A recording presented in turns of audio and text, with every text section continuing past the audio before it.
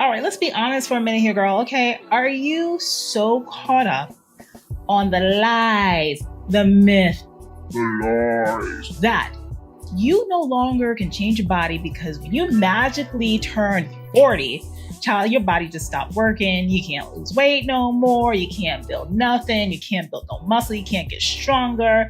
Like, you are just convinced that your body is broken and nothing's ever going to work again. Well, let me tell you something. I want you to go ahead and snap out of it.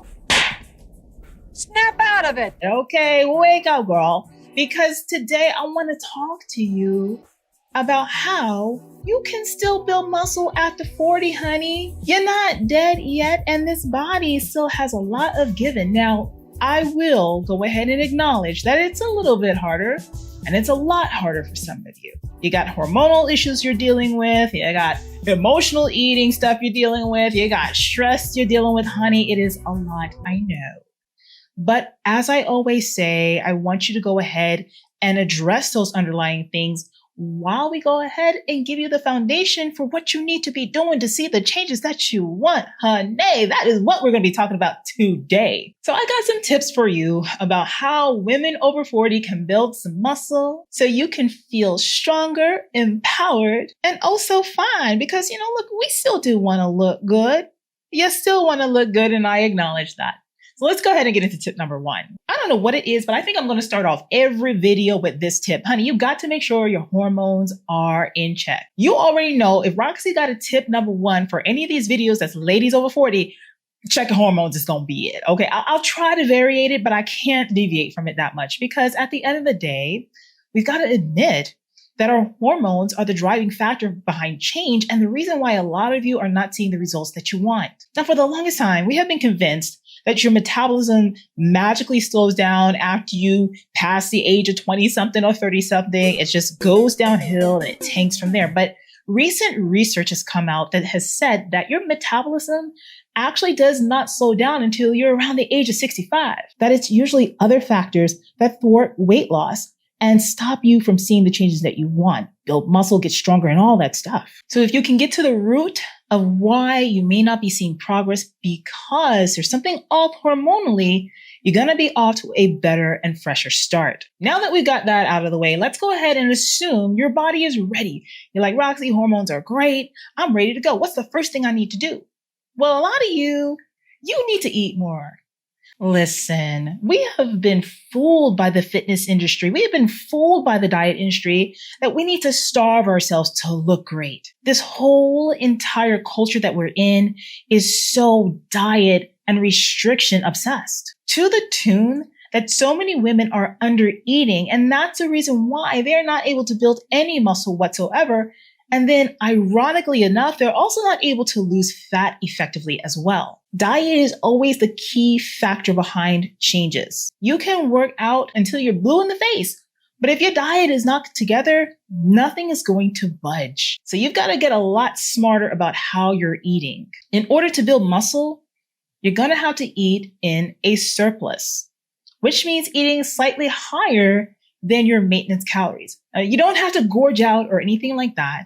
And unless you're trying to be a bodybuilder or step on stage, you don't need to be eating copious amounts of calories to put on copious amounts of muscle.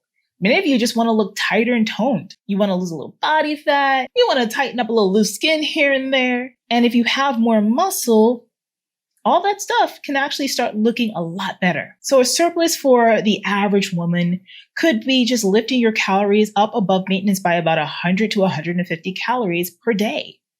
But on top of that, you're going to need to train heavy, which leads us into tip number two. Girl, you ain't gonna build nothing with those light weights, okay? And all those high repetitions and all of the stuff that you're doing ain't gonna do nothing for you if you are not training heavy. Now, what is heavy? Heavy is always a relative term.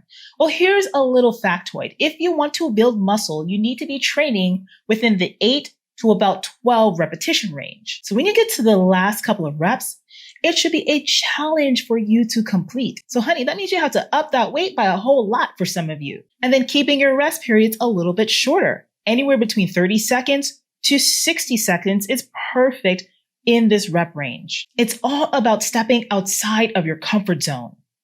because that is where true transformation lies. I always say to my clients, look, honey, if you finish a workout that I've given you and you don't feel like you have left your guts on the floor, you better go back into that gym locker room, put your bag back in the locker, lock it on up, get back on that gym floor and do the workout again. Now, I don't want you puking all over the place, but I want you to feel like you've left all of it there. You gave all of your energy, all of your focus, and everything that you got into every single rep. It's that kind of challenge that brings along change. And honey, listen, you are never too old to do this. Start with where you are. Stay within the ranges of motion that work for you. If free weights are too difficult, start with the machines. Listen to your body, but at the same time, don't be afraid to push it. Tip number 3, this means you need to get into the weight room. Look, I know the weight room could be very intimidating, especially if you're kind of new at this. But honey, be not afraid. Most people in the gym are not even paying you any attention. So don't feel embarrassed about going out there and learning. If you need to hire a trainer to teach you form, invest in it. Anywhere between 3 to even 10 sessions should be enough for you to learn the basics. I have had women work with me of all ages who have never trained with weights before, who when they started, they were green and wet behind the ears. But by the time I was done with them, honey, these women were true athletes. So if they can do it, I know you can do it too. And it's not about an age thing at all. Whether you're 30, 40, 50, 60, or wherever you are, be patient with yourself. Start with where you are, listen to your body, and have fun in the process. And the final tip for today, honey, listen, you need to have a game plan.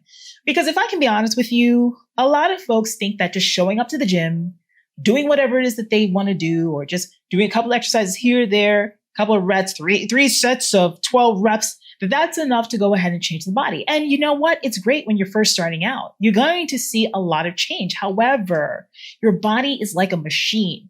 So the challenge that you're giving it, it is going to adapt like a finely tuned machine. And then after a while, you're going to hit that plateau. And that's where people like myself come in. In fact, shameless plug, I am taking on new clients right now. So if you're hearing my voice and this is speaking to you, go ahead and set up an appointment. But whether you work with me or with someone else, it's really a good idea to have a game plan in the form of a program. Drop the guesswork so that way you can reach the goals that you want. And the other thing that I will say that goes hand in hand with this is to keep a logbook of your training. How the heck are you going to be able to know that you're getting stronger without being able to go back and actually see your numbers? And every time you do that program, every time you show up in that workout, you are trying to beat the last numbers that you wrote down. Now, you may not always be able to do that for every workout, but having it written down where you can reference and see the data for yourself is such a game changer. These are secrets that people like myself, professional trainers, professional coaches, this is what we do to measure progress with our clients and to see what's truly happening with their bodies. It helps us to know when to progress things and gives us a clear roadmap as to what we need to be doing in your workouts to get the results that you want. These are skills that you can learn yourself as well, particularly when you have a program that is given to you and you see the positive effects that it's having on your body. Look, I want you to feel encouraged and empowered along the way of your fitness journey, particularly if you are a woman who's over the age of 40 and you feel like your body, you've lost complete control of it. Don't get discouraged. You can change things. In fact, you know what I always say? Exercise is the true fountain of youth. And although I believe in aging gracefully and gratefully, I'm not going to deny that one of the goals that a lot of us have is to preserve our youthfulness and that je ne sais quoi that we had in our 20s, 30s, and beyond. And that ability to just feel confident in your own skin. And if this is you, I want you to go ahead and watch this next video right over here because I'm going to tell you exactly how you need to approach your fitness goals, your diet, your mindset, and more as a woman over the age of 40 who wants to look and feel her best. I'll see you over there.